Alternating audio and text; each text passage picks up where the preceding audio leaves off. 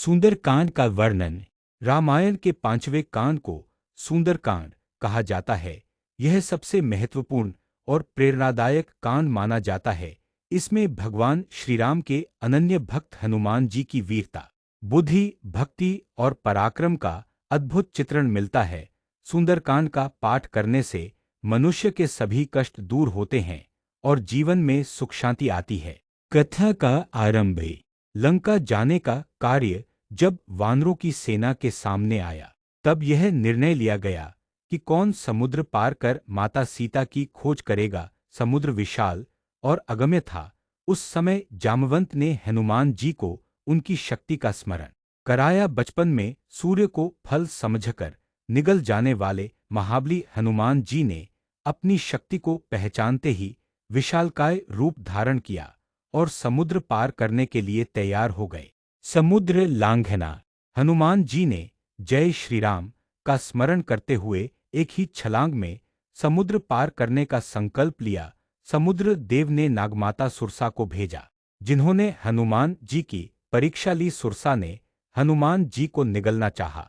तब हनुमान जी ने अपनी बुद्धि और योगबल से शरीर को छोटा करके उनके मुख में प्रवेश कर बाहर आ गए।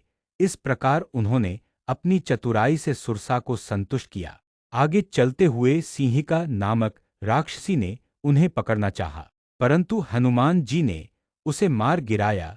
इस प्रकार सभी विघ्नों को पार करते हुए वे लंका पहुंचे। लंका प्रवेश और सीता माता की खोज।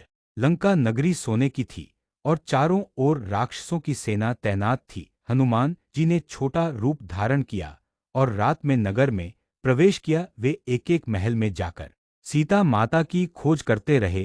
अंत में वे अशोक वाटिका पहुंचे, जहां माता सीता राक्षसियों से घिरी हुई दुखी बैठी थीं। हनुमान जी ने राम का संदेश सुनाने के लिए मधुर वाणी का प्रयोग किया। उन्होंने श्रीराम की अंगूठी सीता माता को दी और कहा कि प्रभु शीघ्र ही उन्हें लेने आएंगे। माता सीता ने अपनी चूड़ामणि हनुमान जी को दी, ताकि राम जी को विश्वास हो कि उन्होंने सीता जी को देखा है। रावण से युद्ध और लंका दहन। हनुमान जी ने लंका में अपनी शक्ति का परिचय देने हेतु अशोक वाटिका में राक्षसों का संहार किया। जब रावण के पुत्र अक्षय कुमार को भेजा गया, तो हनुमान जी ने उसे युद्ध में मार डाला। अंततः रावण ने अपने सैनिकों को आदेश दिया कि हनुमान को बांधकर लाया जाए।